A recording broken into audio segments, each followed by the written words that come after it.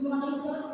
जैसे कि सर ने 3 EPC दिया था, हम लोग 3 EPC दिया था, वर्क फ्रॉम घर से कार्य करके लेके आना था, जिसमें से तीनों EPC में 4-4, 5-5 पॉइंट्स थे जो कि फाइल में घर से करके लेके आना था। तो सबसे पहले उसमें था ऑटोबायोग्राफी, मतलब स्वयं के बारे में लिखना था जो है। तो उसे मैंने अपने बारे में पहले लिखा था, अपनी अच्छाइयों के बारे में लिखा था, बुराइयों के बारे में लिखा था।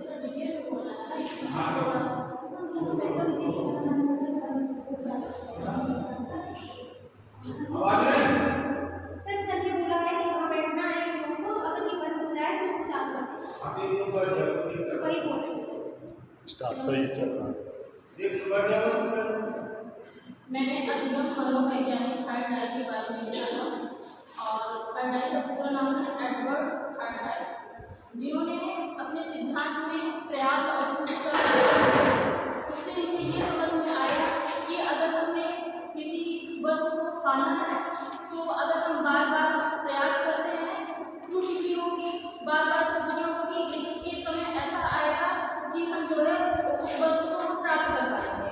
फिर उन्होंने 3 नियम दिए जो है और 5 गौर नियम दिए। 3 नियम में जैसे कि उन्होंने दिया तत्परता का नियम और अभ्यास का नियम और प्रभाव का नियम दिया। तत्परता के नियम जैसे सर ने बताया था कि जैसे कि 21-22-23 को एग्जाम है, तो जिसमें ये था कि अब मुझे एग्जाम की तैयारी करना है, क्या क्या हम पढ़ लें कि हम एग्जाम में हम लिख लेंगे। तो एग्जाम के लिए जो हम तत्पर थे तो वो तत्परता का नियम था।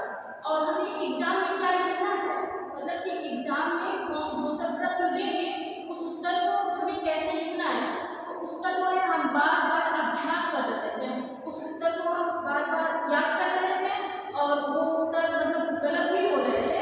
फिर एक समय ऐसा आया जो है कि मतलब अभ्यास करते करते मतलब उस उत्तर की मुझे तैयारी हो गई, तो ये अभ्यास का नियम हो गया।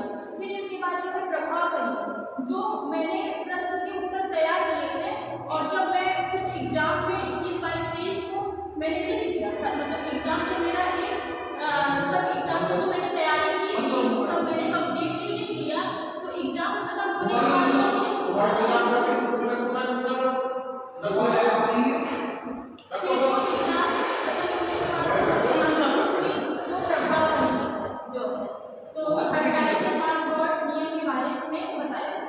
उसके बाद मैंने जो है कि मैं घमंड के बारे में लिखी थी। फिर इसके बाद मैं मतलब चित्रकूट के बारे में मैंने लिखा था और मैं चित्रकूट गई थी, जिसके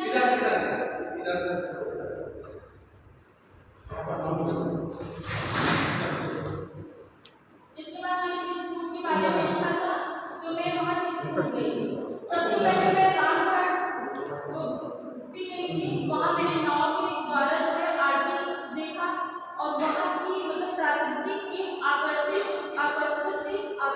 अनुभूति के साथ क्या सर बता तो फिर इसके बाद मैं वहाँ से जो है गई हनुमान धारा, जहाँ की 750-800 सीढ़ी थी। मैं वहाँ रोपवे के द्वारा में गई और वहाँ सीढ़ियों मतलब रोपवे के द्वारा मैं वहाँ पहाड़ के ऊपर जाने के बाद मैं हनुमान जी की वहाँ छवि देखा और वहाँ मैंने ये देखा कि वहाँ निरंतर मतलब कि पानी की धारा बह रही थी। तो उससे मुझे वो ये पता चला कि हनुमान जी को जब बहुत ज़्यादा गर्मी लग रही थी, उस गर्मी को शांत करने के लिए श्री राम जी ने जो है एक पानी की धारा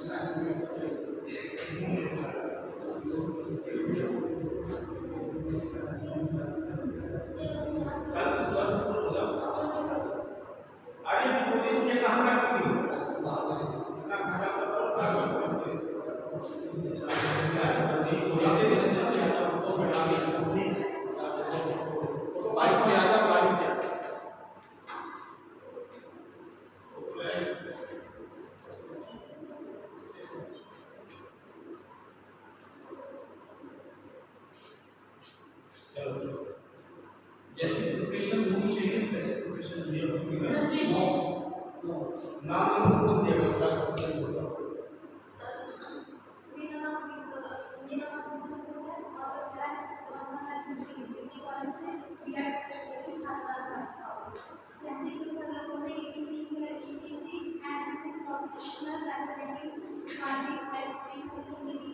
मोबाइल बंद करो तुमको बता रहे हैं मोबाइल बंद करो इधर मोबाइल आप अपना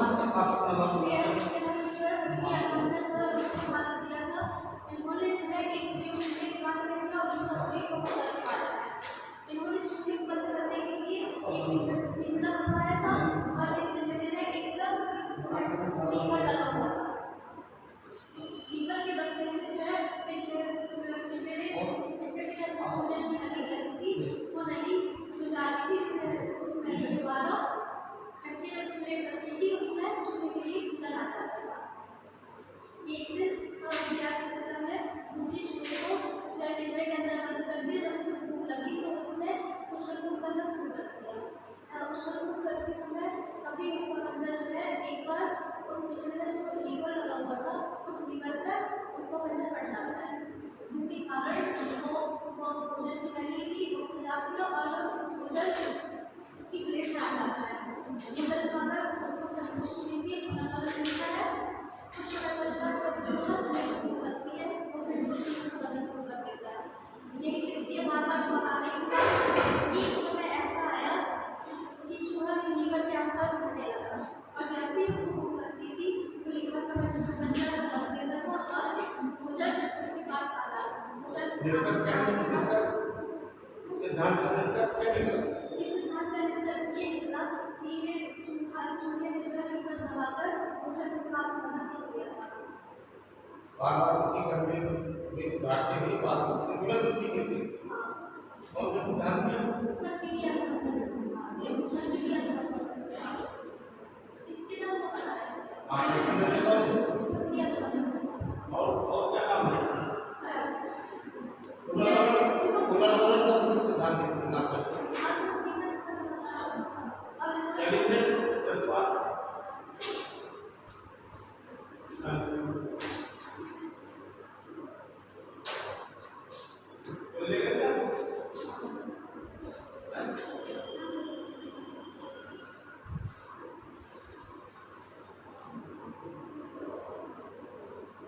दृढ़पाल आपको और अच्छा करना है। इसमें जो पॉइंट्स दिए जिस पर तुमने बनाया है उन पॉइंट्सों पर बोलना। ये क्लिप ऑफ पॉइंट, ठीक है? स्टार्ट करो। मेरा नाम दृढ़पाल और मैं BA फर्स्ट ईयर का स्टूडेंट हूँ।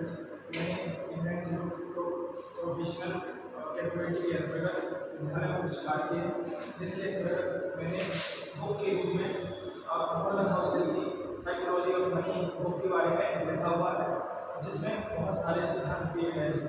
उसमें उन्होंने बताया है कि पैसा कमाना केवल व्यक्ति क्रिया नहीं है, बल्कि यह एक व्यवहार और समय का गेम होता है।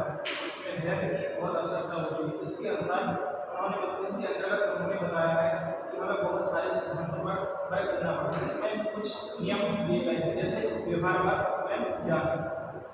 पैसा कमाना केवल ज्ञान का काम नहीं है, बल्कि यह एक व्यवहारिक क्रिया है, जिसके अंतर्गत हम व्यवहार करके पैसा कमा सकते हैं। और इसमें दूसरा पॉइंट है कंपाउंडिंग की शक्ति, जिसमें बताया गया है कि हमें धैर्य रखकर हेयर कटर पैसा इन्वेस्ट करना चाहिए। जैसे उन्होंने वारेन बफेट का एग्जाम्पल देते हुए बताया है कि वारेन बफेट ने समय के अनुसार पैसा इन्वेस्ट किया और एक समय के बाद वे बहुत बड़े आदमी बने। और इसके बाद अगला सर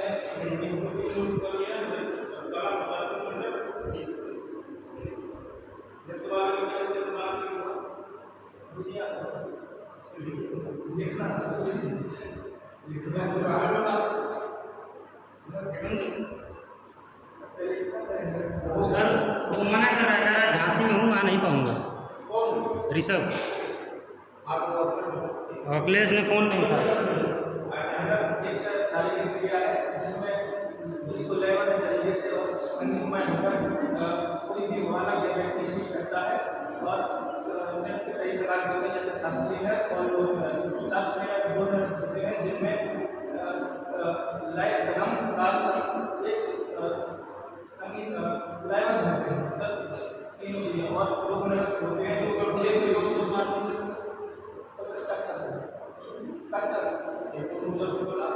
जी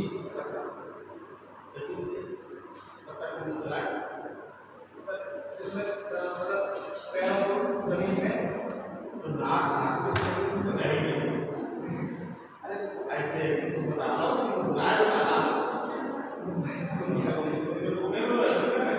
नहीं सर, बहुत बार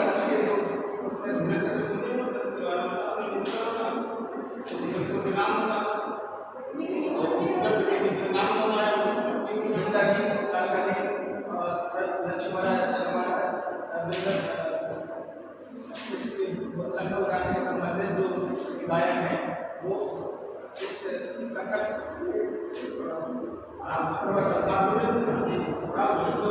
प्रवर्तक है।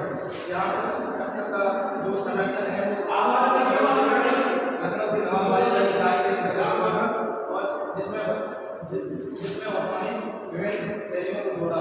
इसके अलावा इसके जो मुख्य प्रवर्तक हैं वो है कालका मित्र जी, जिनके अच्छन महाराज और अच्छन महाराज हैं, जिन्होंने इस नृत्य को आगे बढ़ाया। मैंने एक फिलोसफर के बारे में भी लिखा है जो है एलन ब्लू, जो एक रूढ़िवादी थे। यह 1930 में अमेरिका में हुआ था और उन्होंने बताया कि जो आधुनिक विश्वविद्यालय है वो व्यक्ति की सोच को बात कर रहे हैं, वो बालक की सोच को विरोध कर रहे हैं, क्योंकि वो सिर्फ खुली विचारधारा को अपनाकर सार्वभौमिक सत्य को अपनाते हुए बाकी सबको झूठ मानते हैं। उन्होंने बताया कि बालक है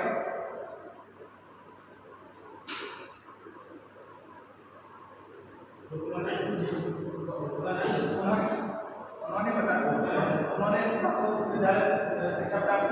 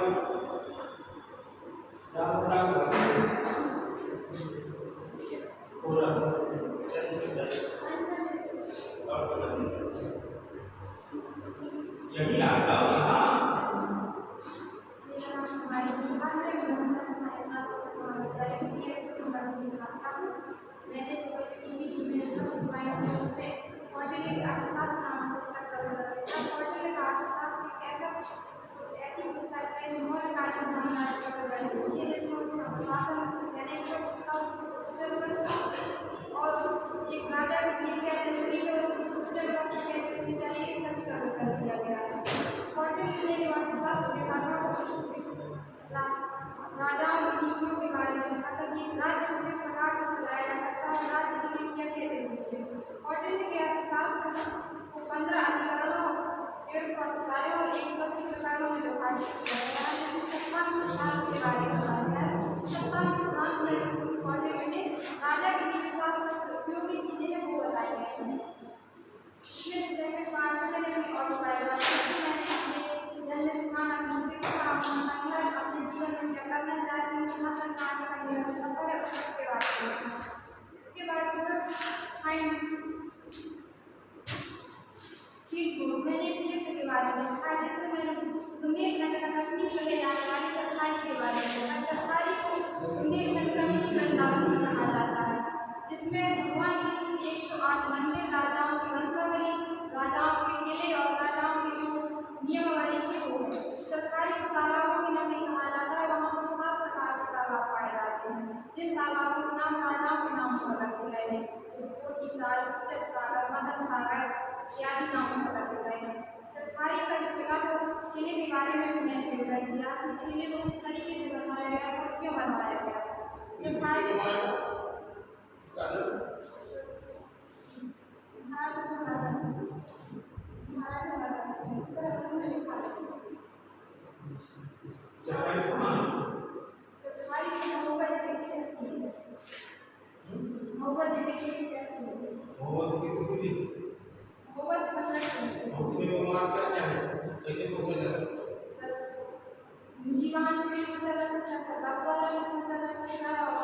अगर तक बहुत अच्छा चलने वाला है पैदल भी तक पहुंचा जा सकता है। महुआ की सरकारी एक कूलर के बारे में मैंने लिखा। कूलर ने सूझ कर सिद्धांत दिया। कूलर का सिद्धांत का ऑनलाइन सिद्धांतों का उपयोग में लिया गया। ऑनलाइन का मानना है व्यक्तिगत एवं भूत शिक्षा पर, कूलर का मानना है व्यक्तिगत एवं भूत शिक्षा हुआ अपने अंदर सीखता है। इसके लिए उन्होंने बहुत से अनुमान समझे जो उनमें से एक मानव था जो सीखने में सबसे आगे निकल गए, जिस पर उन्होंने खुद ही पहले प्रयोग उन्होंने मानव के पिंजरे में कैद कर दिया। उस पिंजरे में उन्होंने एक बॉक्स डाल दिया और उस पिंजरे की छत पर केले का गुच्छा लटका दिया। जब केले का गुच्छा इतनी ऊंचाई पर लटकाया गया था कि उसका सीधे उस गुच्छे तक नहीं पहुंच सकता था। पहले उसने ऐसे गुच्छा प्राप्त करने की कोशिश की पर नहीं पहुंच पाया। उसके बाद उसने जो बॉक्स रखा उस बॉक्स की सतह को कुचल कर केले की कोशिश प्राप्त कर दी। उसके बाद उसकी जटिलता को और बढ़ाने के लिए बोला उसने और पिंजरे में कैद किया और उसका गुच्छा इतनी ऊंचाई पर लगा कि एक बॉक्स रखा था और गुच्छे तक नहीं पहुंच सकता था। तो उसका उसने 3 बॉक्स डाल दिए। तो उसने पहले एक बॉक्स रखकर सुल्तान ने प्रयास किया पर वो असफल रहा। उसके बाद उसने 3 बॉक्स एक के ऊपर एक रखे और उसके बाद उस पर जाकर उछलते केले का गुच्छा प्राप्त कर लिया। इसके बाद कूलर ने अपनी सूझ के सिद्धांत को और अधिक जटिल करने के लिए उसी समस्या को थोड़ा और जटिल बनाया और उसे एक ऐसे पिंजरे में कैद कर दिया जिस पिंजरे में केले नहीं थे। केले इस बार उसने बाहर रखे और उस पिंजरे में 2 छड़ी डाल दी, एक छोटी छड़ी एक बड़ी छड़ी। छोटी छड़ी उसका एक छड़ी का जो था खोल रहा था ताकि दोनों छड़ों को एक दूसरे में फिट करके छड़ों को लंबा किया जाए। और केले इतनी दूरी पर रखे गए थे कि सुल्तान ने को सीधे हाथ निकालकर केलों तक नहीं पहुंच सकता था। तो पहले सुल्तान ने जो है हाथ में केले प्राप्त करने चाहे पर नहीं कर पाया। उसके बाद उसने पहली छड़ को बाहर निकाला, उसने दूसरे केले की छिपा क्यों बात कर रहे हो बारी बारी से उसने 2 छड़ों से केले प्राप्त करने की सेवा नहीं कर पाया। फिर उसे सूझाई और उसने एक छड़ को दूसरी छड़ में फिट करके छड़ को बड़ा करके केले प्राप्त कर लिए। जिससे कूलर ने ये किया कि व्यक्तिगत एवं भूत से नहीं अपनी आंतरिक सूझ और समझ से सीखता है। अपने तो सांस्कृतिक महोत्सव मैंने महोत्सव में कश्मीर में एक बार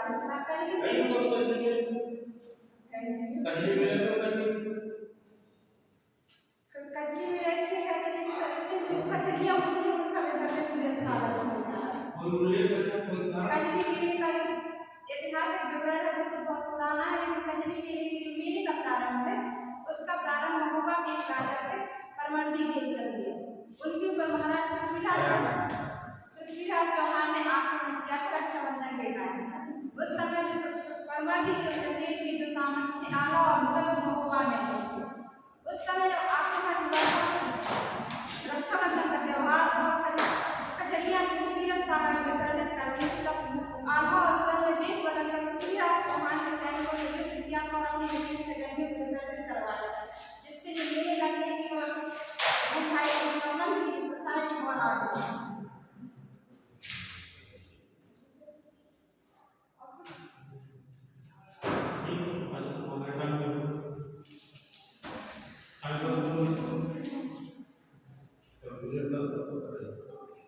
नाम जरूर बताना। मेरा नाम कुमकुम है। मैं ब्रह्मानंद महाविद्यालय डिग्री कॉलेज की छात्रा हूँ। मेरी कक्षा बीएड मैंने हिंदी सीखी फिनेंसिंग प्रोफेशनल कैपिटल लिखा है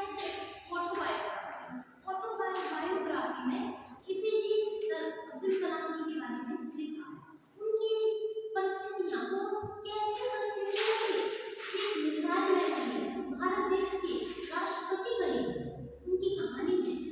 वह रामेश्वर तिरुचिरापल्ली में रहते थे। उनके पिता का नाम जैनुलाब्दीन था, माता का नाम असीमा था।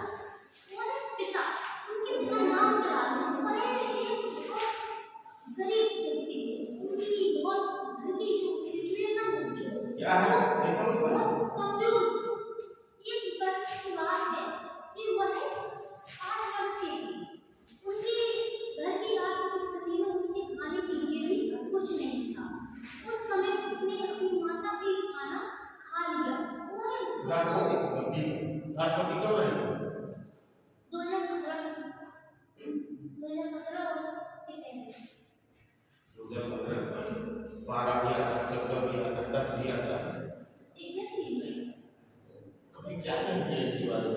तो हमने उस पुस्तक के बारे में पढ़ा अग्नि की उड़ान wings of fire.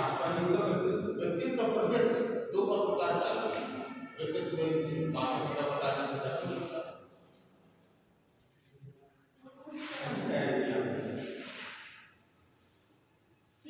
Abdul Kalam जी ने विंग्स ऑफ फायर के बारे में लिखा। विंग्स ऑफ फायर एसएमई था और पोखरण एंड डीआरडीओ होता क्या है? Defence research development organisation. इसने पृथ्वी, अग्नि, आग और त्रिशूल जैसी संरचनाओं को दिया। इनके ओरिएंटेशन में 4 पुस्तकों के भाग लिखे गए। डॉक्टर एपीजे अब्दुल कलाम ने वह संवेदनशील व्यक्ति थे। उन्होंने अपनी प्रारंभिक शिक्षा खुद अखबार बेचकर की। मतलब वह बहुत गरीब व्यक्ति थे, लेकिन उन्होंने हार नहीं मानी। विंग्स ऑफ फायर किसको मिले? विंग्स ऑफ फायर अग्नि की उड़ान। क्या है? अग्नि की उड़ान में उन्होंने पोखरण एवं और एसएमई एंड डीआरडीओ के बारे में लिखा और इसके बाद ओरिएंटेशन की 4 डिवाइडेशन किए गए। चलिए तुमने नाट्यशास्त्र और जी, विज्ञान नाट्यशास्त्र। यस, नाट्यशास्त्र। क्या नाट्यशास्त्र? जो सर नाटक होता है, नाटक में जो भूमिकाएं होती हैं उससे संबंधित है नाट्यशास्त्र। जबकि इनकी भूमिकाएं जैसे पात्र जैसे कैरेक्टर के लिए ड्रामा व्यक्ति चुने जाते हैं। हाँ, नाट्यशास्त्र के जो महान ज्ञानी थे उनका नाम था भरत मुनि। नाट्यशास्त्र में शिक्षा के रंगमंच में उन्होंने अपनी कलाओं का प्रदर्शन किया। उसमें उन्होंने अपने ड्रामा प्रस्तुति भी दिखाई और उसके बाद आता है परफॉर्मिंग आर्ट का फाइन आर्ट ललित कलाएं में उन्होंने संगीत के बारे में ऐसा स्वर लयबद्ध ताल को संगीत कहते हैं। संगीत में होता है शास्त्रीय संगीत, सुगम संगीत होता है जो आधुनिक रूप से किया गया।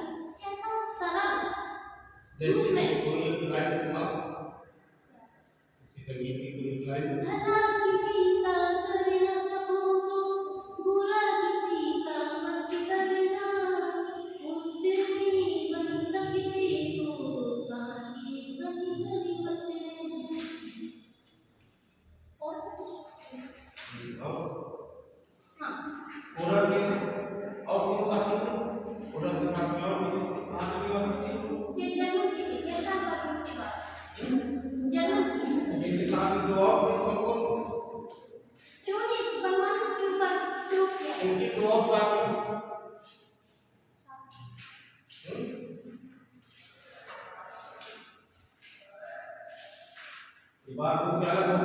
विदेश में कराने लगे जर्मन के निवासी है वो साथी से अलग होकर कहीं और आए Yes, sir. कोई बात नहीं जो पढ़े नहीं अमेरिका गए अमेरिका में ही बात में सिद्धांत दिया और तो सिद्धांत है सूझ का सिद्धांत। वो क्या मतलब उससे क्या करता है सूझ से उनका कहना था कि जैसे थॉर्नडाइक में बताते हैं कि उद्दीपन का पाठ किया जाता है, प्रश्न तथा गुण के द्वारा किया जाता है। लेकिन उनका ये था कि अंतर्दृष्टि द्वारा किया जाता है। जैसे कोई इंसाइट थ्योरी अरे तो अंतर्दृष्टि का मतलब क्या है अंतर हाँ तो अपने आप के द्वारा मानसिक रूप से चलो काट दो अगला और इसे किताब से जाकर निकाल दिया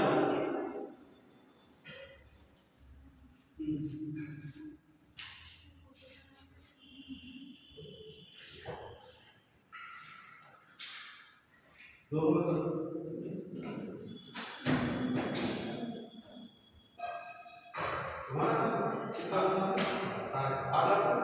मुझे जब तक बात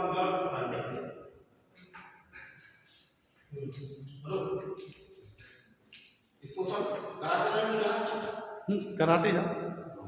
चलो ना आपको करूँगा कहाँ आधा कुछ दिन हो गए वो तो ले आओ ले लो इस पे अनावश्यक हमको इसमें कटिंग करनी पड़ेगी। अगर तैयार है तो तुरंत कर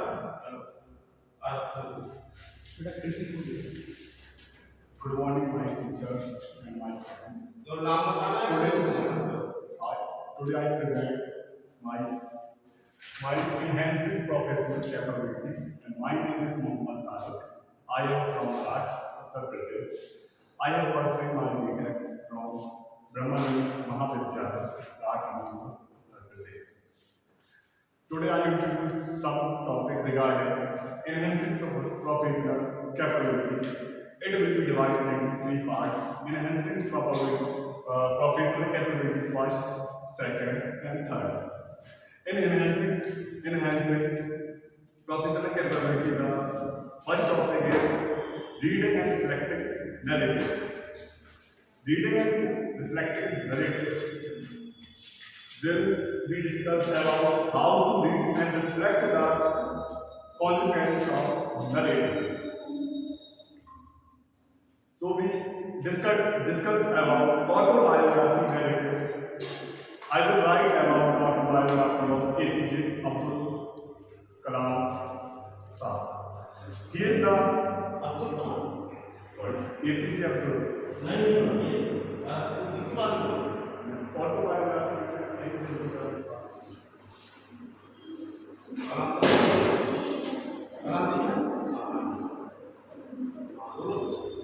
He is a good and bad mannered scientist of India.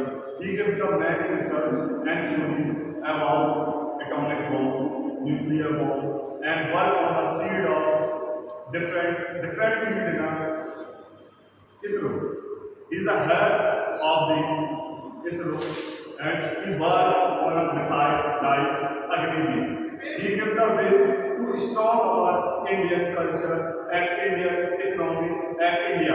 चलिए ठीक बहुत अच्छा ये आपने कुछ मेजर अवार्ड के बारे में बताया पद्मश्री पद्म भूषण भारत रत्न भारत रत्न कब मिले 1998 सिविल या सिविल की 1997 अच्छे से नहीं पढ़ गए कहाँ दूसरा कब मिला ये 1990 लिखा नहीं तो गलत है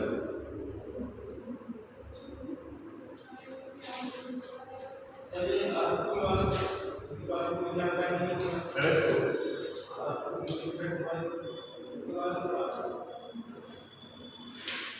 I was reading one picture which is a philosopher Aristotle. Aristotle was born on 384 BC and died on 382 BC. when he was died, he will live in a Greece, which comes under the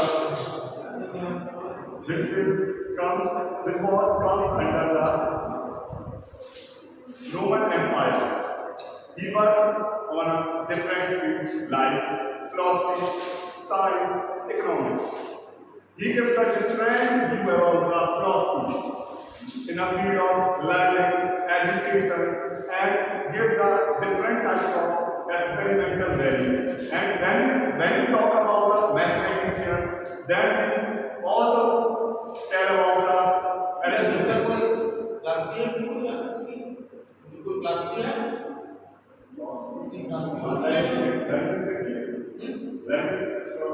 last week का दर्शन में है course में तुम्हारे तो कौन सी class थी इसके जगह पे इसके पंद्रह का ये हाँ फादर क्लास अरस्तु ने कोई दर्शन दिया है कौन सा दर्शन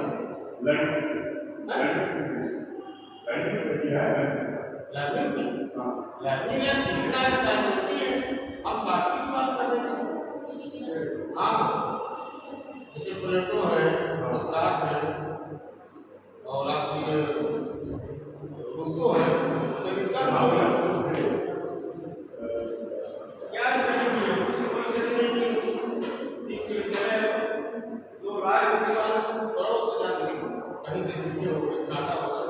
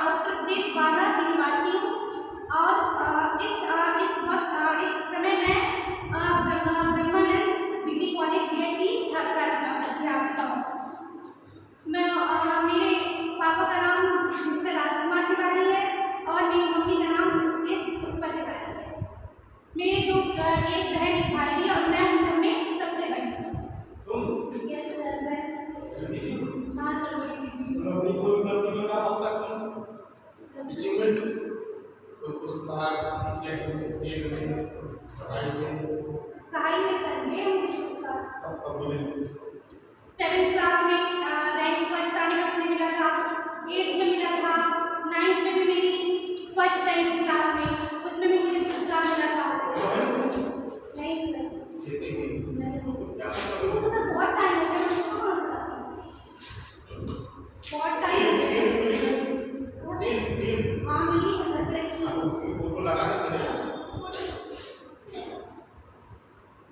आपने कालीगंज के बारे में कुछ किया? Yes sir.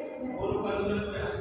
कालीगंज किला बांदा से 56 किलोमीटर दूर नरैनी में ये चंदेलों द्वारा बनाया गया था और ये यहाँ पे भगवान शंकर जी का मंदिर है। ये शंकर जी के मंदिर से प्रसिद्ध है।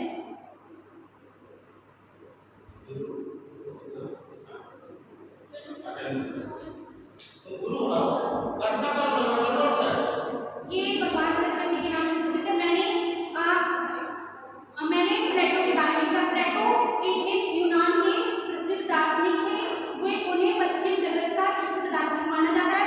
ये इन्होंने अपने आदर्शवाद अभी किला के बारे में बोल ना, किला के बारे में बोलो। ये सब किला के बारे में आप मनोरंजन में बताओ, कुछ इतिहास बताओ, कोई दर्शनीय स्थान बताओ, कैसे पहुंचा जा सकता है। चलिए जाना चाहे सड़क मार्ग, रेल मार्ग सारे बताओ।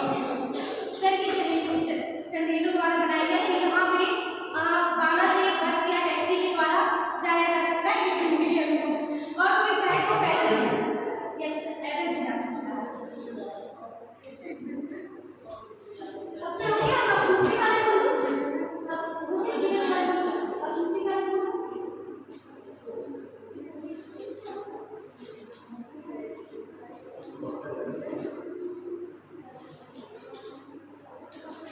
क्यों खड़ी हो बोलो। अब मैं प्लेटो प्रसिद्ध दार्शनिक थे। वे इन्होंने अपने आदर्शवाद दर्शन प्रस्तुत किया था। इनको ये सुकरात के प्रसिद्ध और अरस्तु के गुरु माने जाते हैं। इन्हें पश्चिम जगत का प्रसिद्ध दार्शनिक बोला जाता है। इन्होंने अकादमी नामक विश्वविद्यालय की स्थापना करवाई थी, जो पश्चिम जगत का पहला विश्वविद्यालय था। ये एथेंस यूनान के प्रसिद्ध दार्शनिक थे। इनके गुरु का नाम था अरस्तु। एक सुकरात इनके गुरु थे और अरस्तु इनके जन्म कब हुआ? 428 और 429 ईसा पूर्व। हाँ, एथेंस यूनान। आपने केरल में जिक्र किया? केरल में हाँ, टीचिंग सब्जेक्ट क्या था?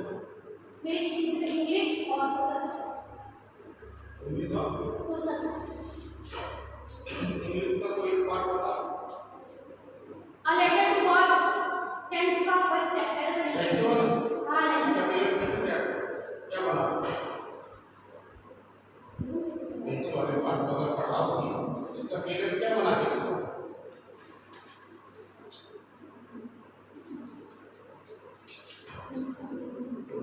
क्या लिखने का क्या मतलब? एक पार्ट को जमा करने के लिए चलिए दूसरा बता दो। लेक्चर को एक ओले गिरती हुई। यस सर, ओले गिरती हुई उसकी। आप खाने को पैसा देते हुए। हाँ, उसका लेटर लिखते हुए अपनी फसल खराब होने की लगती है। उसने जो लेटर लिखा था वो बना लिए, दिखाएंगे। हम लोग बता दिए थे।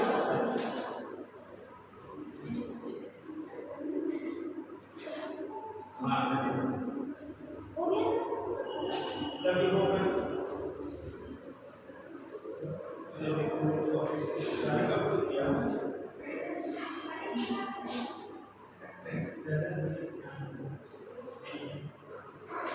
चलिए गाना लगता है।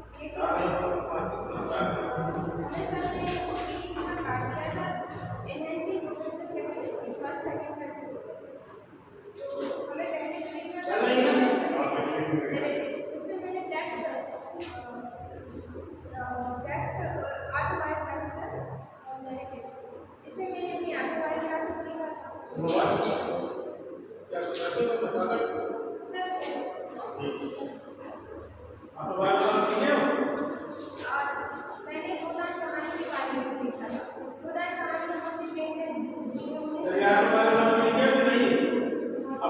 नहीं खुद की हाँ मेरा नाम नीलम है और जन्म कहाँ हुआ मेरा जन्म ग्राम करेला बात करो जिला महुआ में हुआ था। मेरे सीधे जाके काम निचले के काम में हम लोग 2 भाई बहन हैं और अभी हम वर्तमान में मैं बीएड कर रही हूँ ब्रह्मानंद कॉलेज से। कोई उपलब्धि अचीवमेंट कुछ नहीं कोई अवार्ड मिला हम लोग हाँ एक चीज़ थी कि मेरी हॉबीज थी संगीत मैं गाना गाया करती थी तो छोटे छोटे मतलब अच्छा आर्टिस्ट मैंने गाया लेकिन गाना वाला कुछ मिला नहीं कभी सॉन्ग मिला मेरा चीज़ और गाना चलिए जी कोई किस्म और नहीं अभी तुमने कहा कि बता दी कि मुझे नाम लिखा नो करो कि कोई एग्जाम है कोई लाइन कर दूंगी एक लाइन बनाना जाता है गाइड मत करो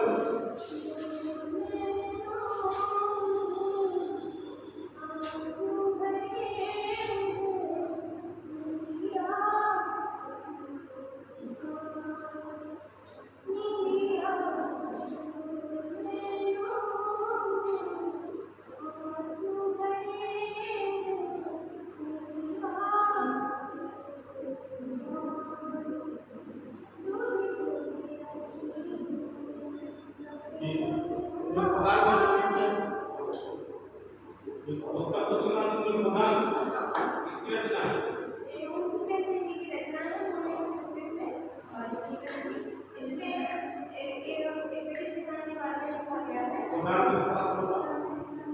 भगवान में किसको बोले तो बात बताओ उसके बाद एक होली नामक किसान है जो पूरी होली नामक किसान है जिसकी पत्नी का नाम धनिया है जिसके दो बेटियां और एक बेटा है। बेटी का नाम भूपा है और बेटी का नाम भूपा है। धनिया एक ईमानदार किसान है वो ईमानदारी से उसका काम तो करना चाहता है लेकिन जमींदारी संस्था के ऊपर जितना भी करता है उसका सारा किया हुआ काम पैसा छीन नहीं सकता वो अपने कर्ज से मुक्त नहीं हो पाता और गोदान का अर्थ होता है गाय का दान। तो अंतिम जब पड़ाव आता है तो होली की मृत्यु हो रही होती है तो पंडित जी कहते हैं कि गोदान करिए। तो जब जीवन भर उसने अपने लिए खाने के लिए नहीं होगा और एक गाय की तमन्ना थी उसके जीवन में कि गाय को खरीदे और गाय से ही घर की रौनक होती है उसको मानना था लेकिन वो अपने जीवन में गाय ही नहीं खरीद पाया तो खरीदी भी थी तो उसने उसके भाई ने उसको जहर दे दिया जिससे वो गाय मार गई।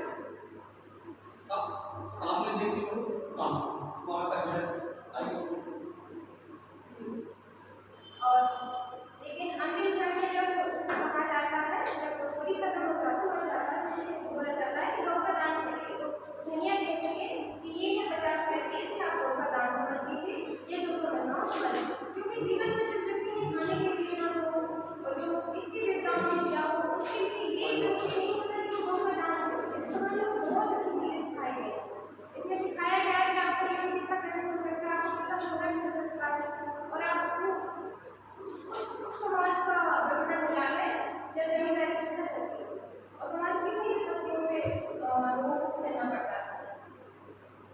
और मैंने लिखे नोट्स में अपने महुआ जिले के पास का ही एक प्रसिद्ध ऐतिहासिक स्थल है जिसे कहते हैं सूर्य मंदिर कहते हैं तो पहले ये बर्मन में 9वीं सदी में बनवाया था 9वीं शताब्दी में बनवाया इस पर कहा जाता है कि इतना सुंदर था कि जो सूर्य मंदिर हुआ है उसके छवि की बना है और इसमें कुतुबुद्दीन ऐबक ने हमला भी किया था जिसकी वजह से उसको टूट चुका है वो मतलब खंडर के रूप में लेकिन प्रसिद्धि अभी नहीं है उसकी और वो प्रसिद्ध स्थान है हम लोगों का घूमने जाते हैं बहुत अच्छा लगता है हमारे तालाब भी है